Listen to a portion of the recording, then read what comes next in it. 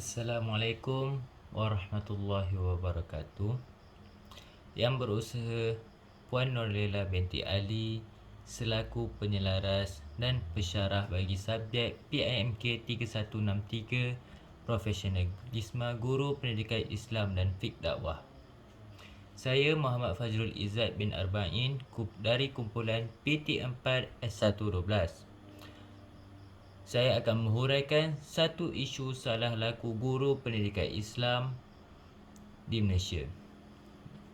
Pada 26 Ogos 2023, kita telah digemparkan dengan isu seorang ustaz telah menampar seorang murid lelaki tahun 2 sehingga menyebabkan kecederaan.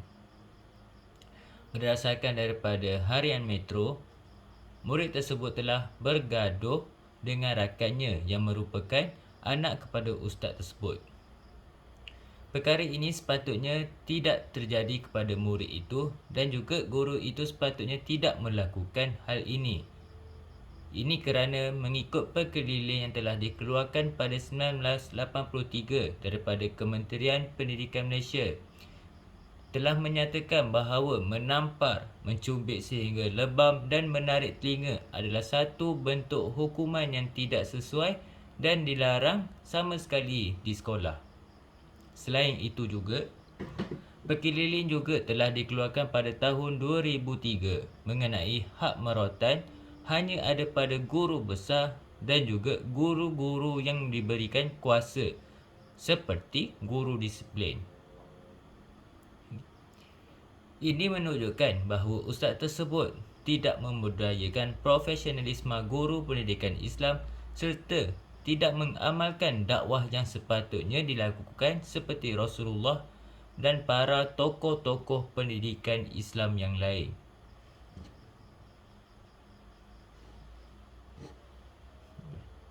Seperti yang kita tahu, Rasulullah merupakan ikon pendidik yang perlu dicontohi oleh semua guru.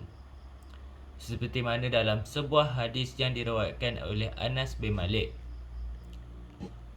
ada beberapa orang lelaki lain sedang berada di dalam masjid bersama Nabi. Tiba-tiba, masuklah seseorang lelaki daripada kampung tersebut lalu berdiri dan membuang air kecil.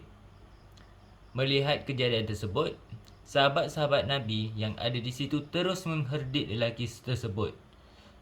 Sebaliknya, Nabi Muhammad berkata, "Jangan buat dia berhenti kencing. Biarkan saja." Lalu semua yang ada membiarkan sahaja lelaki tersebut menghabiskan kencing.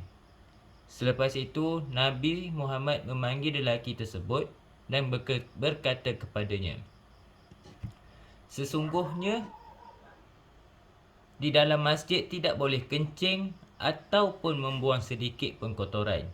Sebaliknya, hanya boleh berzikir mengingati Allah, bersembahyang dan membaca Al-Quran." Kemudian, Nabi meminta salah seorang sahabat yang ada di situ pergi mengambil setimbal air lalu disiramkan air kencing tersebut. Sahih Muslim. Okay. Daripada hadis ini, terdapat banyak contoh yang boleh diikuti oleh guru pendidikan Islam. Sebagai contohnya, sifat sabar Rasulullah yang ditunjukkan dalam hadis tersebut, di mana Rasulullah menunggu dan menghalang sahabat-sahabat yang lain daripada mengganggu lelaki tersebut membuang air kecil. Okay. Selain itu juga, Rasulullah memberikan teguran kepada lelaki tersebut dengan lemah lembut tanpa ada kekerasan.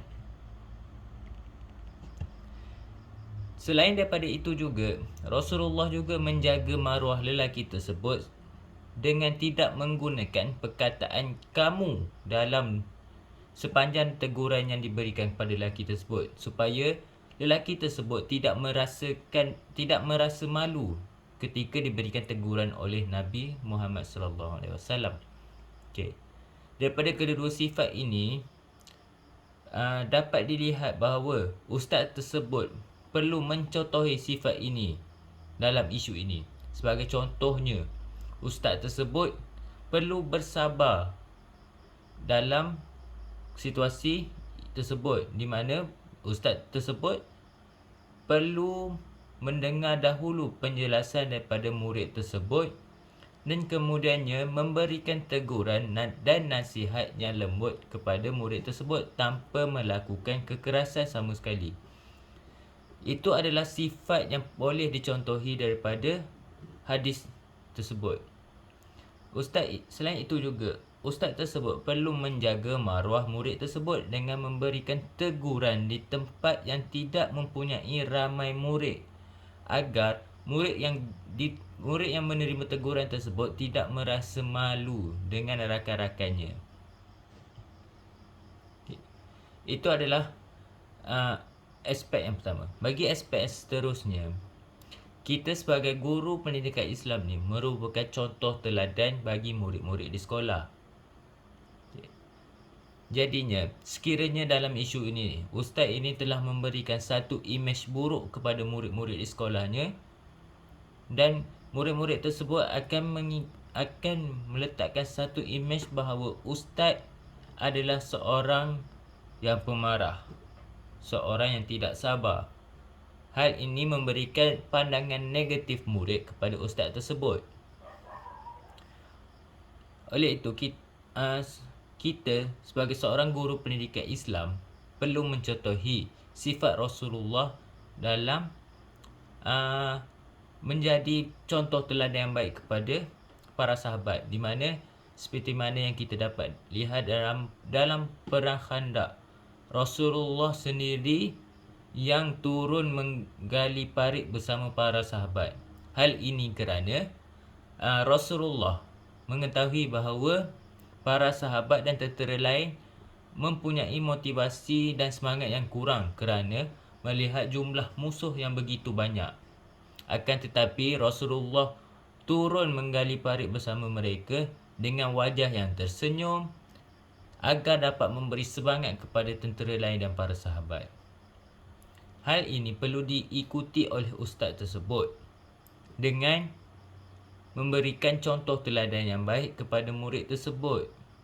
Seperti mana yang saya telah ulaskan, bahawa ustaz tersebut perlu memberikan imej yang baik kepada murid-murid tersebut dengan tidak menampar murid tersebut. Hal ini supaya murid-murid dapat merasakan ustaz tersebut tidak akan melakukan sebarang kekerasan kepada mereka. Okey. Selain itu juga, dengan menjadi contoh teladan yang baik kepada murid-murid, murid-murid akan menjadi seronok untuk mengikuti setiap percakapan, nasihat dan teguran oleh ustaz tersebut.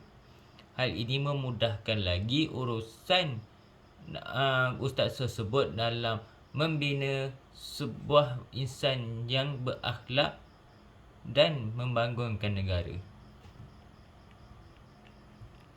Jadinya, sebagai rumusan, bagi huraian isu ini ialah guru pendidikan Islam ni perlu memudayakan profesionalisme guru pendidikan Islam seperti mana sifat Rasulullah serta tokoh-tokoh pendidikan Islam yang lain. Sekiranya pembudayaan profesionalisme guru pendidikan Islam ni meningkat, maka tiada lagi isu masalah tingkah laku guru pendidikan Islam yang akan didengari di berita. Isu-isu ini berlaku disebabkan masih ramai guru pendidikan Islam tidak memandang kepentingan terhadap profesionalisme guru pendidikan Islam dan juga kepentingan fiqh dakwah tersebut kepada murid-murid di sekolah. Oleh itu, bagi minimalkan lagi kesan ini, maka pihak Kementerian Pendidikan Malaysia perlu memberikan lebih penerangan kepada guru pendidikan Islam tentang profesionalisme guru pendidikan Islam ini. Dengan pembudayaan ini, maka makin ramailah murid yang berakhlak mulia serta bertakwa kepada Allah dan mampu meningkatkan lagi perkembangan negara. Sekian daripada saya, Muhammad Fajrul Izzat bin Arba'in. Assalamualaikum warahmatullahi wabarakatuh.